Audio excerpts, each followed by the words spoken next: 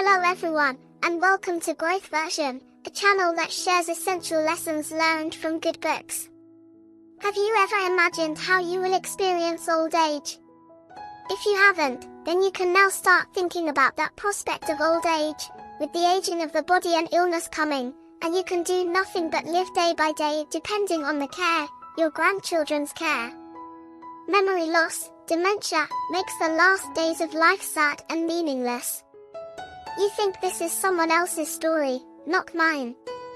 You clearly want to spend old age in good health, still flexible, mind is clear, and spirit is optimistic, love life, free to do what you want, and live in peace, right? And importantly, what is the life expectancy you want, 80, 90, or 100? Are these expectations too high? You may be too young to think about this journey, but you're not too young to start preparing for it.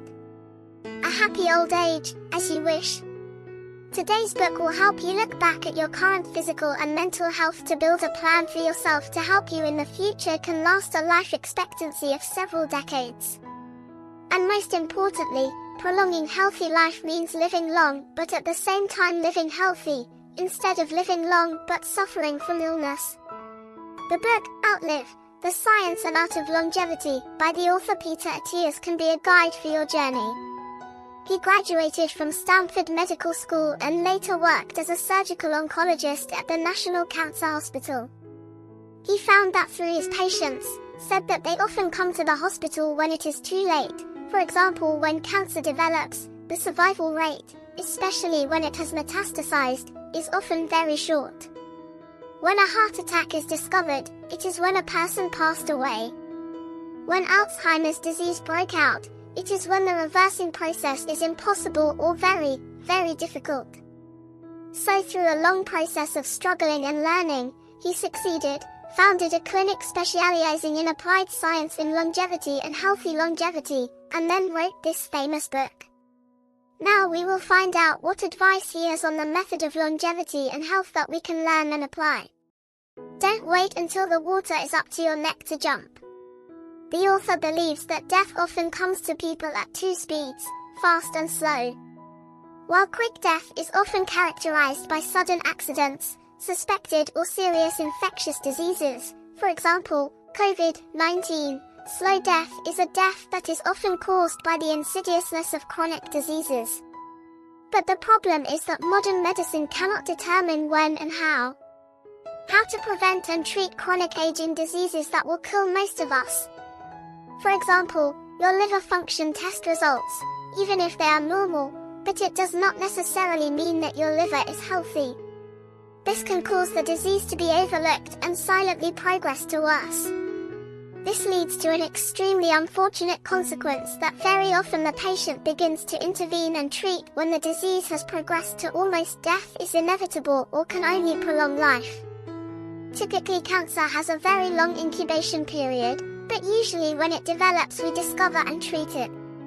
Cardiovascular disease is the same, often not carefully considered about the future risks, leading to sudden deaths. You also see the rate of cancer, sudden diabetes, cognitive decline in Vietnam is also increasing strongly, even alarmingly young.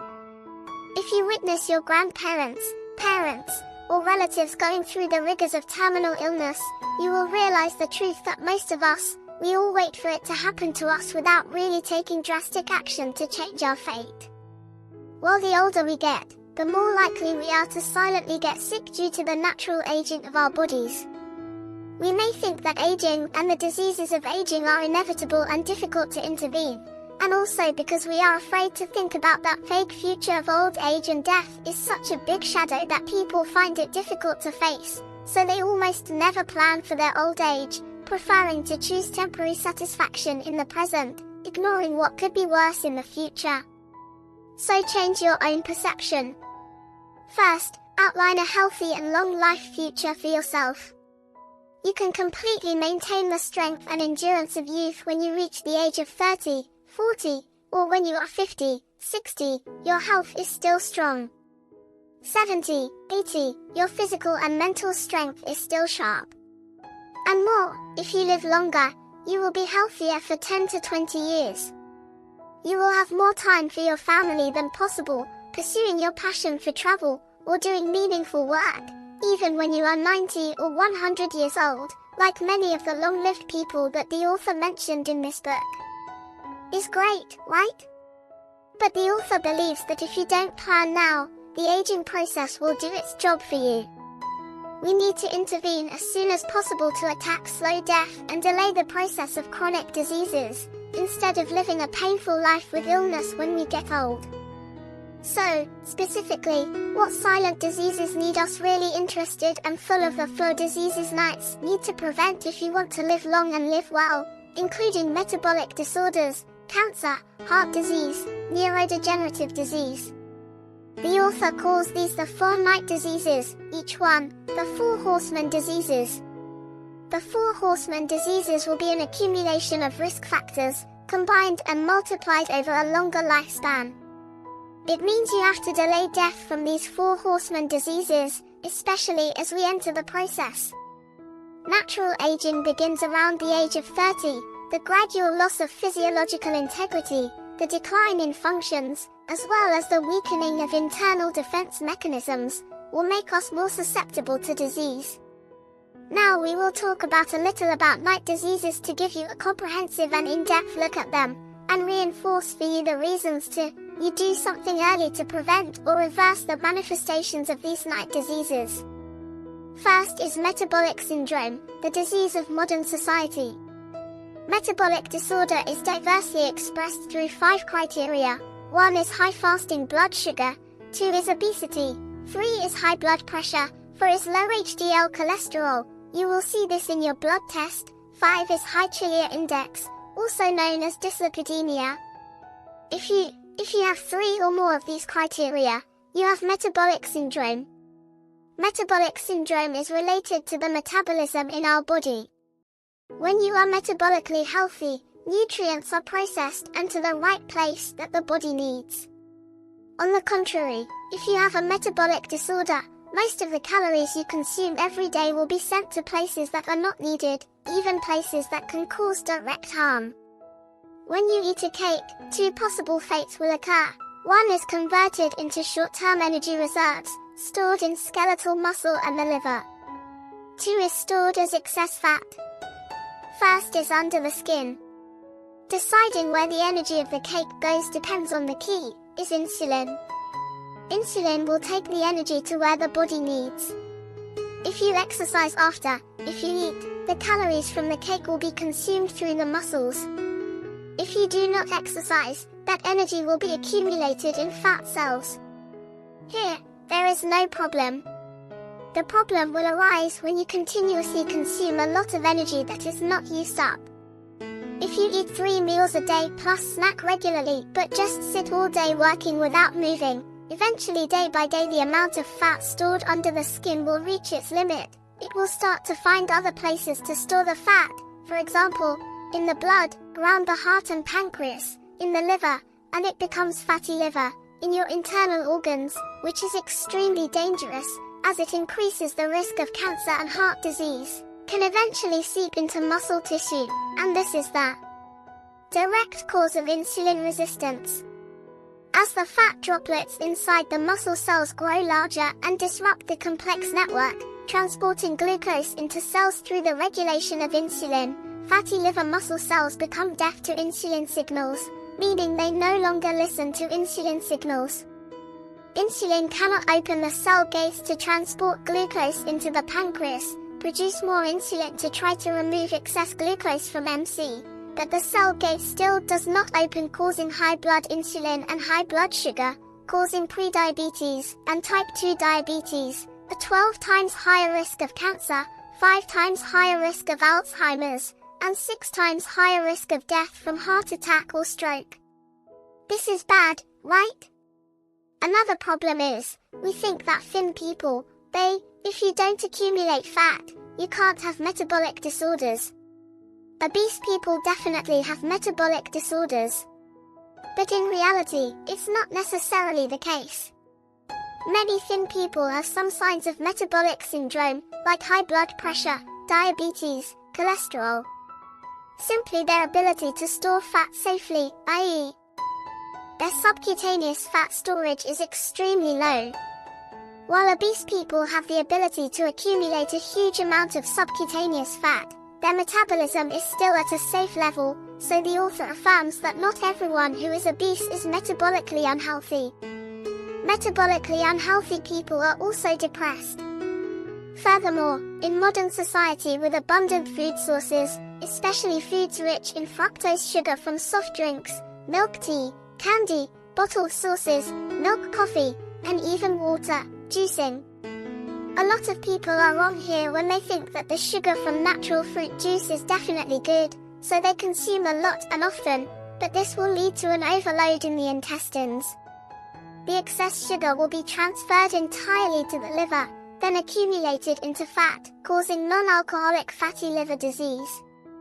Fruit is very good, but it is only good when you eat it with water, and its fiber will not cause overload to the intestines, and you can still metabolize normally. Excess fructose combined with consuming too much meat, cheese, or drinking beer regularly will make you prone to excess uric acid, which is the cause of gout and high blood pressure. In short, we are no longer living in primitive times when the more energy we store, the greater our chances of survival. Today's society can consume calories without limit. Plus, we exercise too little and don't sleep enough, causing our metabolic home to become chaotic. Cardiovascular cancer and neurodegeneration will become the combo fruit that comes with metabolic disorders. If you don't get it soon, efforts to escape this predetermined modern environment to solve it soon. Next, we will talk about heart disease, the disease known as the most dangerous killer, stroke and heart disease. Here, the author combines them into the general headline is cardiovascular disease. Atherosclerosis is the leading cause of death in the United States, killing about 2,300 people every day, more than any other cause, a terrible number, right? But it is easily preventable, more than cancer or ANZA. There are 3 misconceptions about cardiovascular disease as follows. First, it is believed that cardiovascular disease is caused by our consuming too much cholesterol, which causes it accumulates in the blood, in the artery walls, leading to blockages. In fact, the cholesterol we eat will eventually be eliminated. Most of the cholesterol in circulation is produced by our cells. So the conclusion here is that it is not as worrying as we fear. Second, the idea that LDL cholesterol and HDL cholesterol are bad cholesterol and good cholesterol are used to determine our risk of cardiovascular disease is naive. Cholesterol is not a problem at all, but the problem lies in the nature of the LDL particle, because LDL is surrounded by ApoB particles, and the higher the number of ApoB particles, the greater our risk of atherosclerosis. So you need to know how many ApoB particles are in your blood. And because this is a more in-depth test, the author recommends that if you want to control your risk of atherosclerosis, ask your doctor to check this index specifically, especially when you have LDL cholesterol and triglycerides higher than normal. The third misconception is that cardiovascular disease only attacks the elderly. In fact, the disease, atherosclerosis, is a slow-growing disease that sneaks up on us later in life, but the potential is often there in our late teens. So prevention in our 30s is absolutely essential. Not too early, is the alarming state of diseases related to metabolic disorders are increasing as today. Therefore, when detecting abnormal indicators accompanied by metabolic health such as resistance, visceral fat insulin, you need to act immediately and drastically to bring the index to a safe level, especially stop smoking. Control your blood pressure if high, is one of the first steps to reduce the risk of cardiovascular disease. Next step on diet and exercise, we will learn at the end. The third horseman disease, cancer, the obsession of the silent killer. Like heart disease, cancer is also a disease of the Romans and also progresses silently over several years to decades. Normal cells undergo certain mutations, then for some reason, it becomes very stubborn, no longer listening to the body's signals. It continues to grow when it should have stopped, and it also has the ability to move to another place in the body, also known as metastasis, while still evading the immune system.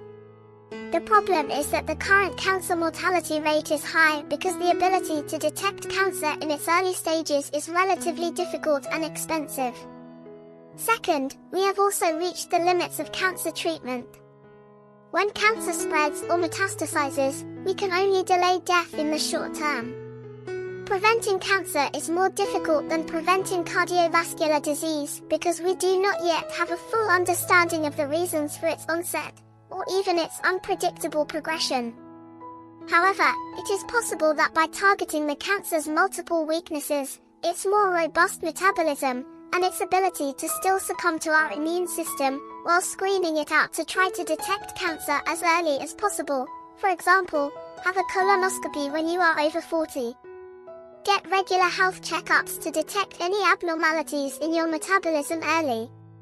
Cancer cells consume a large amount of glucose, which also explains why people with metabolic disorders such as obesity or diabetes have an increased risk of cancer. Esophageal, liver, pancreas, breast cancer, ovary, or multiple myeloma, etc., will therefore open two remarkable paths in the prevention or treatment of cancer, that is, first to enhance metabolic health. Second, two sugar restrictions are especially important for people undergoing cancer treatment. Studies show that fasting or dieting during chemotherapy actually makes cancer cells more vulnerable to disease. Patients respond better to chemotherapy and feel better mentally and physically, instead of the traditional idea of trying to convince patients to eat as much as possible, and even drink milk to boost their health against chemotherapy, followed by immunotherapy is perhaps the most powerful self-help tool to kill cancer that we have available. But how do we enhance or harness it? The immune system to detect and destroy cancer cells. This therapy has been around since the late 19th century. At that time it was by injecting bacteria into the body to activate the immune response. And after many trials, until later on, the success rate was not high, so it was not widely applied. However, today, medicine has produced drugs that inhibit checkpoints so that the immune system can detect cancer cells easier. However, only 1/3 of cancer patients can use this method, and only 1/4 are effective. However, 80 to 90% of patients who are successful with this therapy do not relapse after 15 years, is a far cry from the cancer that usually comes back a few years later. In addition, the most advanced immunotherapy is adoptive cell therapy, which means that immune cells are taken from the patient through the blood or from the tumor, and thus select the cells that are best able to detect cancer, and then multiply at least several thousand times before finally infusing them back into the body of the patient to attack cancer. However, this method is quite expensive and requires advanced technology that cannot be accessed by most. The last method is screening to detect cancer early. If detected late, most of the time we can only prolong life by months and days.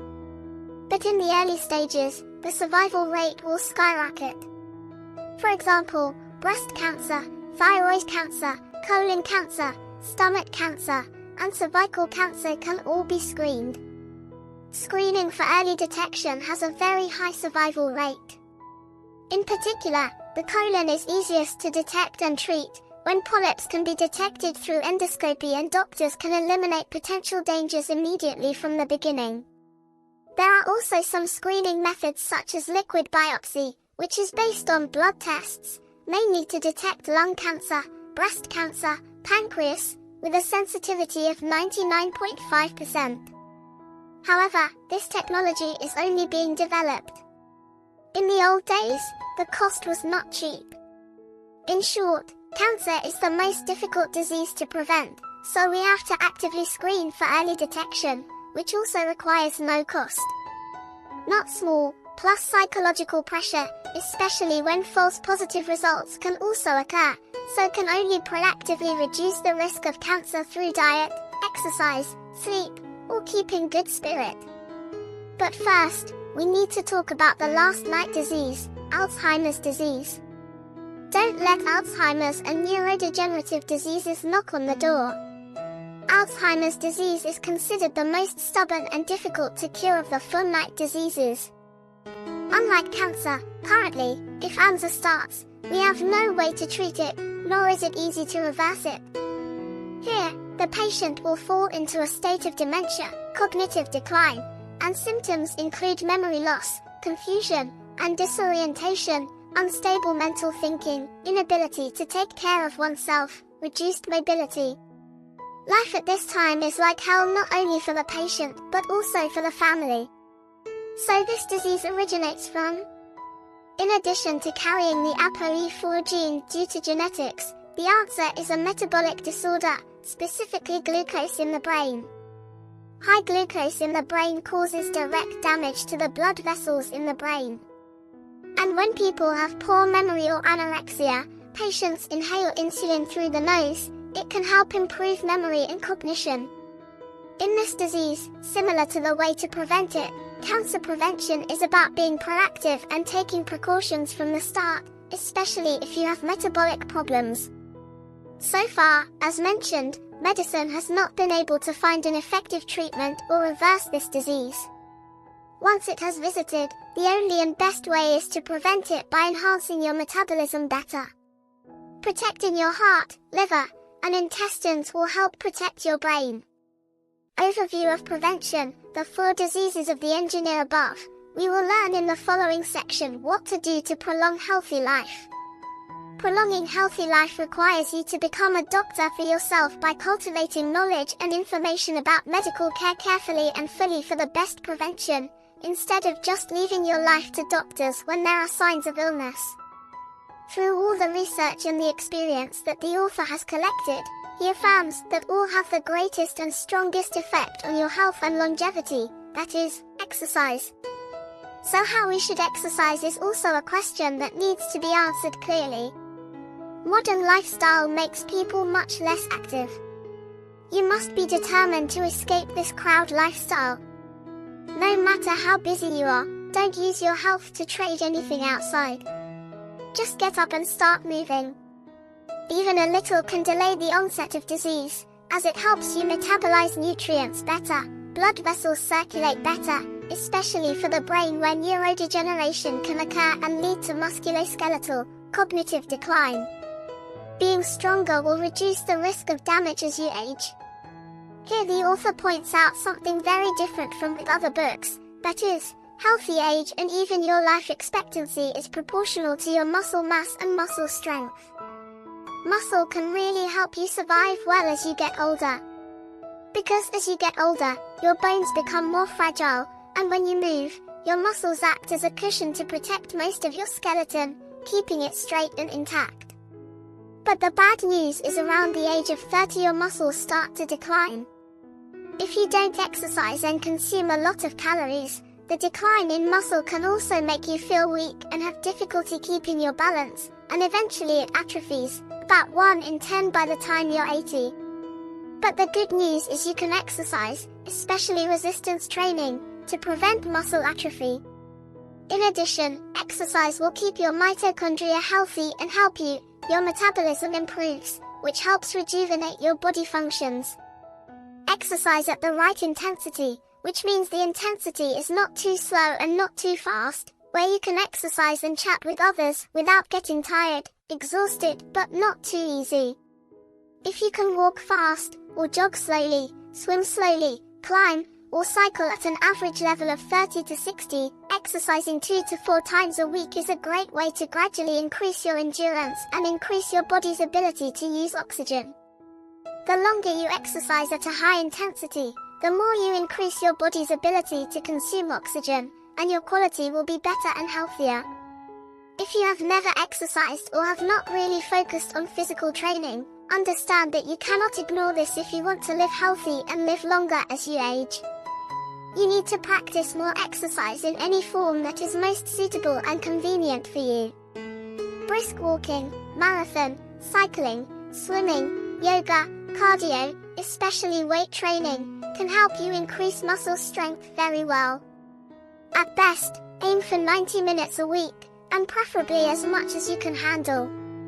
The author's mother started lifting weights when she was 67 and benefited greatly from it, so it's probably no reason for you to either, because to justify, I can't, I don't have time, right?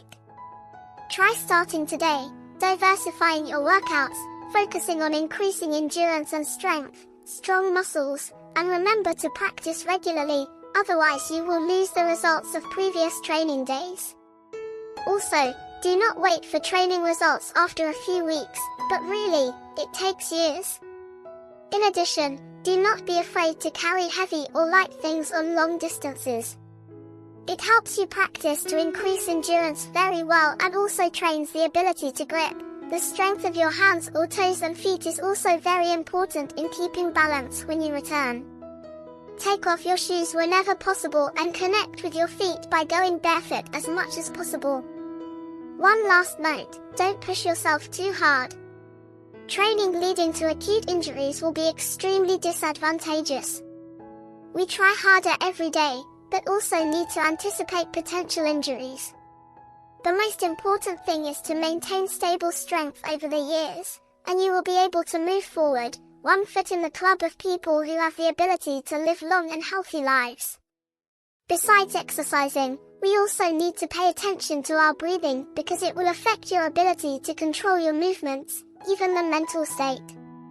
Learn to breathe gently but deeply, expand the chest, and breathe with the belly will help you have good heart and lung health, have health stability. Through the second year, we're talking about nutrition. Nutrition is a topic that is constantly controversial. There are tens of thousands of books written about it, but with so much conflicting advice, how can you find the right answer? The best answer for you, fasting, keto, low carb, or vegetarian, what is it you should eat and what you shouldn't? There is no exact answer here. It is important that you find out for yourself what is right for you, your own goals and body. The author only guides you to find the right path. It depends on your current health, whether you are deficient or overnourished, how much fat and muscle you have. Is metabolism good? Those are questions that you have to find the answers yourself, and then there are some basic principles like this: should not eat too much or eat too few calories, should not be ignored. Essential proteins and fats, remember to supplement vitamins and minerals, avoid toxic foods and foods with E. coli pathogens. If you have a good metabolism, without excess nutrients, you just need to avoid poor quality diets and not eat too much is fine. If you have a metabolic disorder, cut out all sugary foods and drinks, cut out fruit juice, and even reduce carbohydrates. Rice and oatmeal carbohydrates have a relatively high glycemic index. Even if it's unrefined, even brown rice is only slightly lower than white rice. If you're malnourished or you're losing weight, but not fat, but muscle, what you need is protein and regular exercise. The bullet point is, there is a difference of the author here, that is, protein intake is considered to improve the benefits and harms. The author has said that malnutrition due to lack of protein will make you more susceptible to disease, weaker, and muscles cannot grow well, because protein is the essential building block of the body, is the essential macronutrient for our goal of living long and healthy life.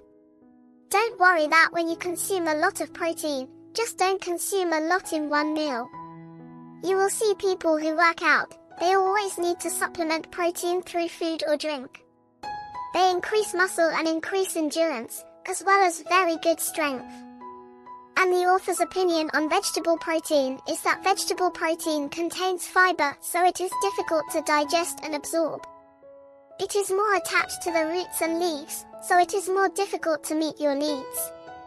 Its quality is also low due to the lack of essential amino acids, which will reduce the ability to synthesize protein to increase muscle and strength.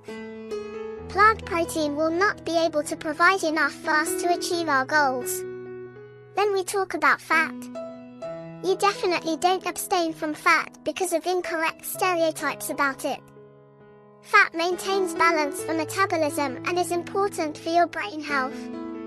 Use fats from the source avocado nuts, prioritize fats from seafood like salmon and anchovies. Limit butter, lard, soybean oil, or sunflower oil. Lastly, a little bit regarding intermittent fasting. Experiments proving the effectiveness of longevity through intermittent fasting were all conducted on mice, so the author assumed that the lifespan of mice is only from 2 to 3 years, so fasting is not effective. Up to 16 hours should be equivalent to humans fasting for multiple days. 16 hours for humans is not long enough to trigger autophagy or provide long-term benefits. Even fasting every other day, after a period of time, can reduce muscle mass. You can apply a special fasting method if you have metabolic disorders. For example, it can significantly reduce blood insulin, reduce fatty liver, reduce hunger, even reduce EMTA means reduce, promote aging. But don't fall into the trap of overeating. During the time allowed to eat, it will also be counterproductive. And another important factor is alcohol. Advice for people who live to be 100 years old and above, data was collected showing that they drank wine regularly every day, and the conclusion was that drinking 1 to 2 small glasses of wine a day will help you live longer. Really annoying.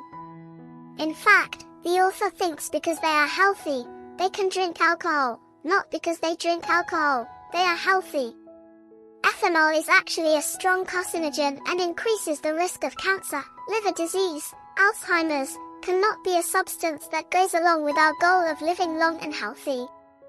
You can eliminate it completely, or else drink it in mindfulness, enjoy its pleasure, and do not abuse it. Third, we will talk about an extremely important factor that few people pay attention to, which is sleep. Most of us do not have full awareness of the importance of sleep and the devastating effects that sleep has. Poor sleep, insomnia can bring about lack of sleep, and poor sleep affects our cognition, memory, and emotional balance, even disrupts our metabolism, making us look older, skin more wrinkled, and more susceptible to disease. Sadly, the more modern society becomes, the more people underestimate and ignore their own need for enough good sleep, and gradually we adapted to the lack of sleep. You need to know the truth that if sleep was not so important, then actually evolved to this day. We should have eliminated or cut down on our sleep, but sleep is a non-negotiable factor until now. Ask anyone with small children waking up a few times a night, or just try staying up one night. The next day you may either have a terrible appetite, or cognitive decline is significant, emotional state also becomes more unstable. And if you do not have these manifestations when staying up all night, you have probably somewhat adapted to insomnia. In the famous book, Why We Sleep, again also said that when you sleep, your brain heals itself by clearing out intracellular waste, just like you clean out your house to keep it clean. Sleep has always been a powerful tool to fight dementia by clearing out brain-damaging chemicals. Studies show that just 1 year of sleep deprivation can lead to cognitive decline, mild onset of dementia, the enemy of healthy living. If the condition persists for decades, there is a high risk that in old age you may develop dementia. In addition, be careful with sleeping pills, because its mechanism of action is to put you straight into an unconscious sleep, which means a very poor quality sleep. So how can you have the best sleep? First of all, create favorable conditions according to nature for sleep, that is, darkness, turn off all electrical devices, phone, computer 1 hour, and better 2 hours before you go to bed. I know this is not easy, but you should clearly identify what you are doing, trade-off. Think about dementia and losing your own sense of self as you age. Ask yourself if you want to go through those days to make your own decisions. Next is alcohol and coffee. Alcohol ruins your sleep. Anyone who has had a drink in the evening will know that you may fall asleep faster, but the whole night of restless dreams and not being able to sleep deeply will make you extremely tired. Tired the next day. And with coffee, don't drink it after noon, it will prevent your sleep. And to prepare for better sleep, you can take a warm bath before going to bed, and keep the room temperature cold will help you fall asleep easier. Don't eat anything a few hours before going to bed. Avoid stress or worries about work before, and try not to obsess about sleep, especially for those who have trouble sleeping and often have insomnia. Sleep for a long time, keep a comfortable spirit, you can easily fall asleep, wake up at a fixed time, even on holidays or weekends, should not stay up late and sleep lazily. Make sure to sleep about 8 hours every night. Finally, we talk about mental health. Until now, we are also more aware of the relationship and importance of mental health or emotional health to physical health that seems to always be a two-way and extremely close relationship. The very act of carrying negative energy and emotions is destructive to a person's physical health. However, these people are even stagnant, and it is very difficult to be motivated to exercise and improve health. This seems to be a downward spiral. If a person does not wake up and get out of it on his own, he will have to suffer unwanted bad consequences in the future. If you also have a spiral like that, even if it's small, get yourself out of it by reading books to better understand your emotions, heal yourself, communicate and meet people regularly to escape from it. Loneliness is unhealthy. Either way, you can find some ways to keep yourself fit, live this once in a lifetime, live happy and healthy, and do everything for this goal. I hope today's sharing can bring you basic knowledge as well as motivation to help you live better, happier, healthier, and prepare for a longer future. Hopefully in the last years of your life path, we can still be here and talk together in the fullness of joy of life. Thank you for listening to the end. If you find this video useful, please leave a share and comment below. And don't forget to give me a like button so I have motivation for the next videos. Hello and see you in the next videos.